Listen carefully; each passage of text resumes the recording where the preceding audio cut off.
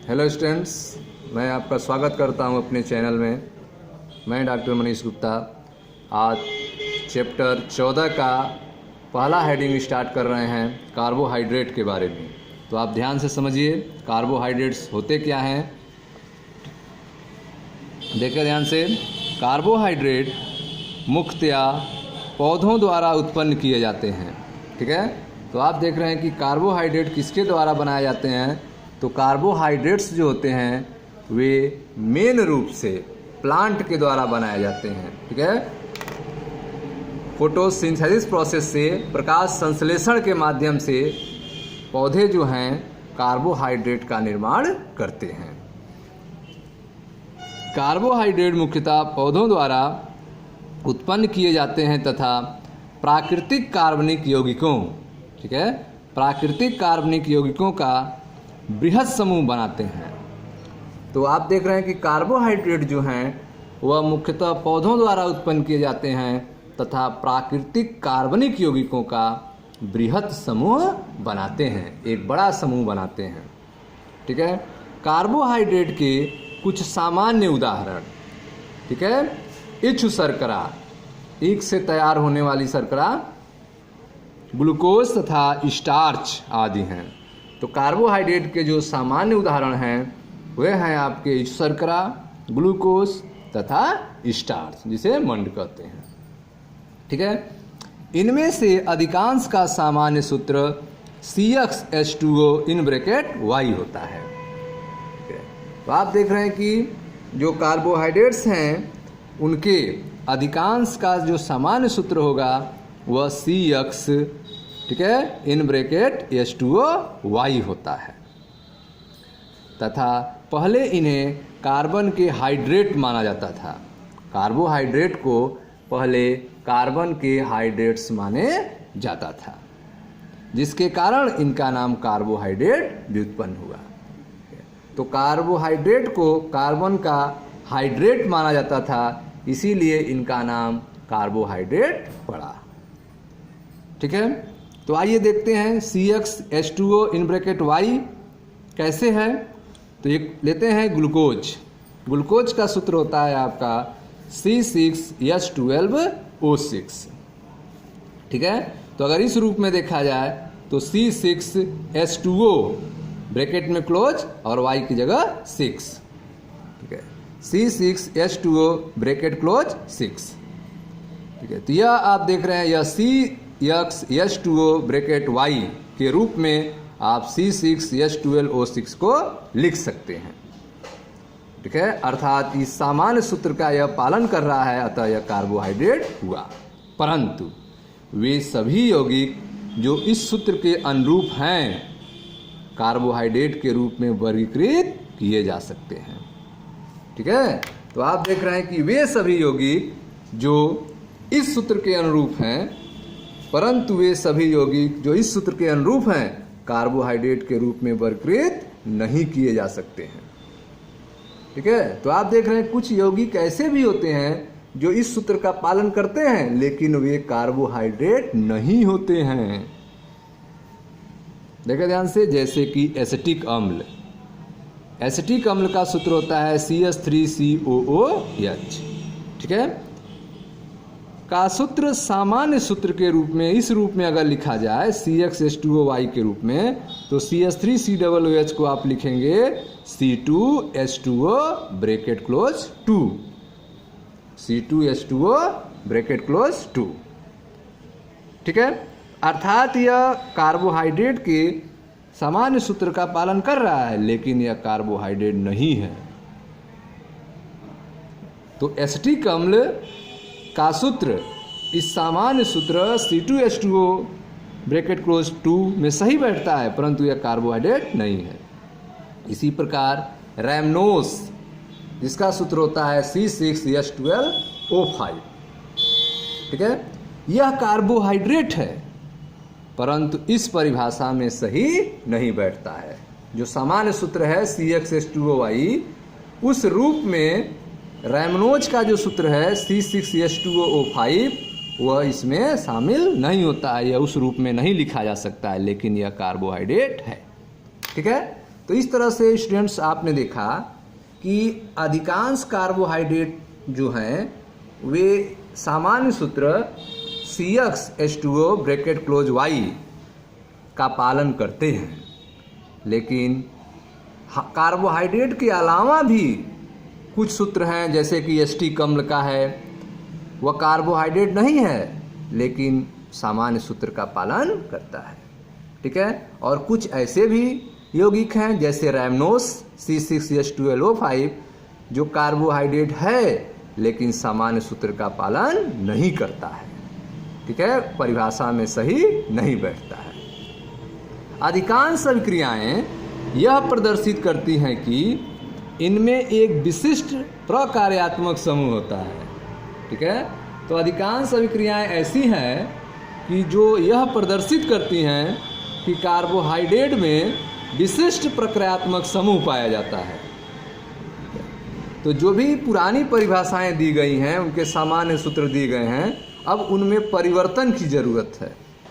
ठीक है, तो मॉडर्न रूप में, रासायनिक रूप में क्या कार्बोहाइड्रेट की परिभाषा दी गई, ध्यान दें।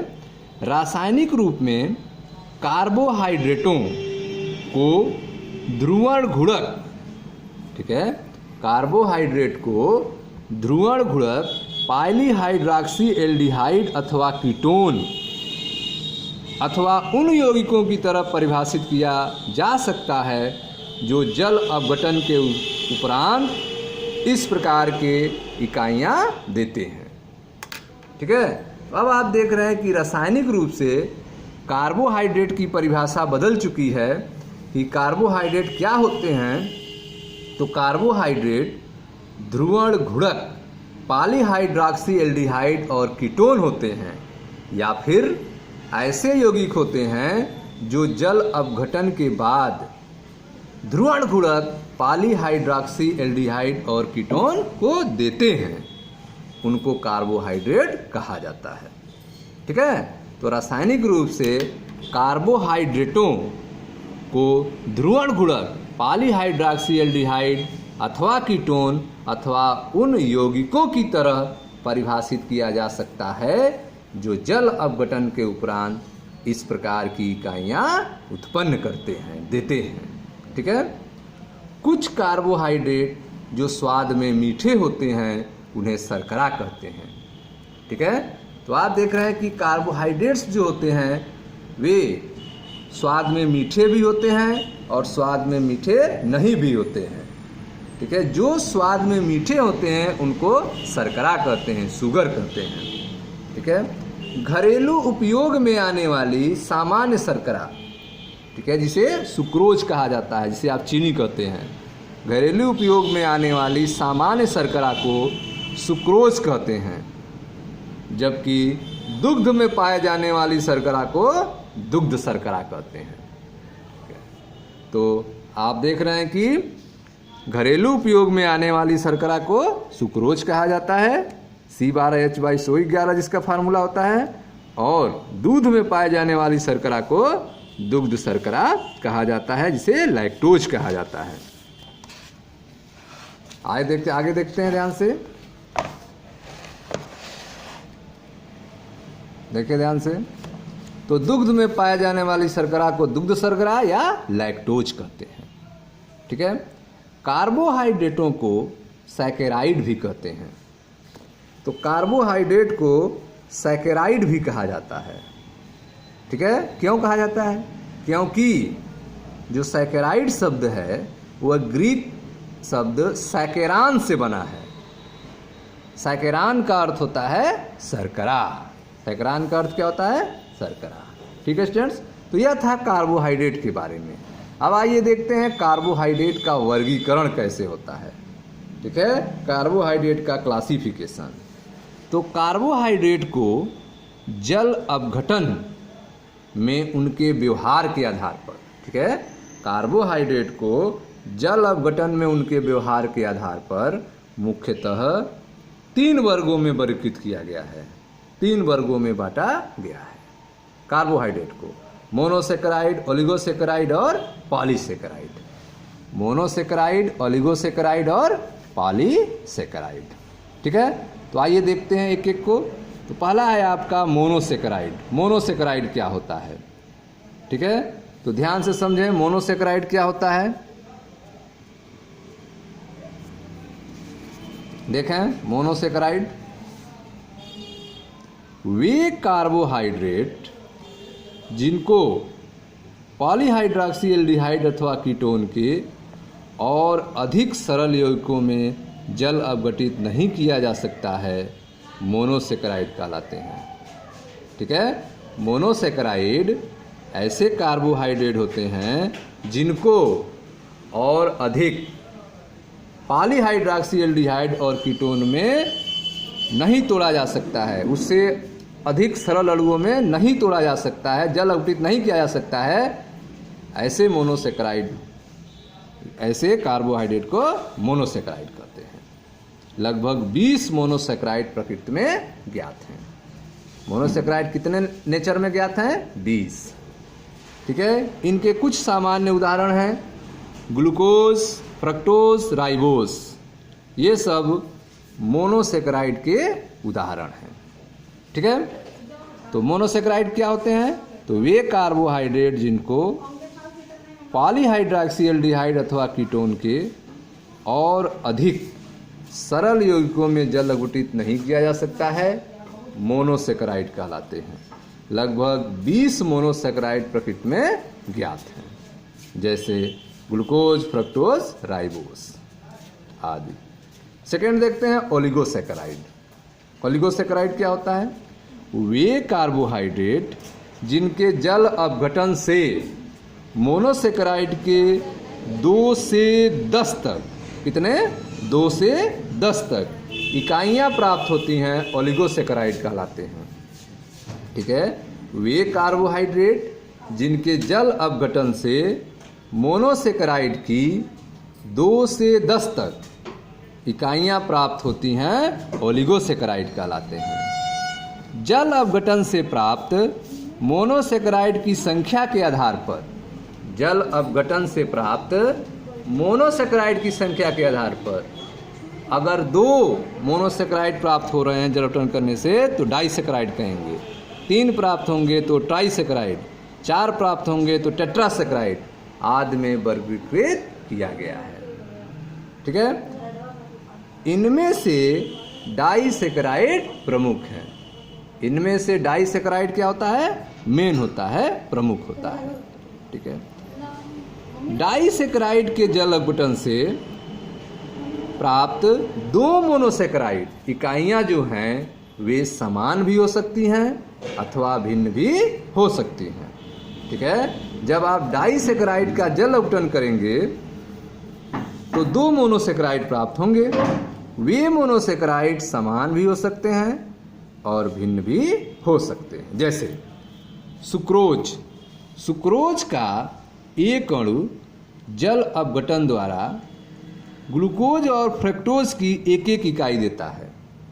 ठीक है, तो जब आप सुक्रोज का जल अपघटन करेंगे तो एक ग्लूकोज का अणु प्राप्त होगा और एक फ्रक्टोज का अणु प्राप्त होगा। लेकिन जब आप माल्टोज का जल अपघटन करेंगे तो 2 इकाई केवल ग्लूकोज की प्राप्त होगी।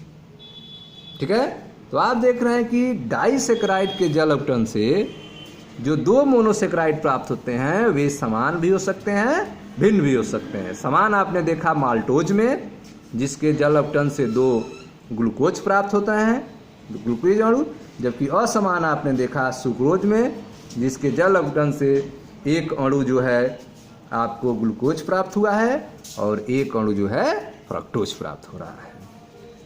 ठीक है, तो यह हो गया आपका ओलिगोसेकेराइड के बारे में। अब तीसरा देखते हैं पॉलीसेकेराइड के बारे में। पॉलीसेकेराइड क्या होता है?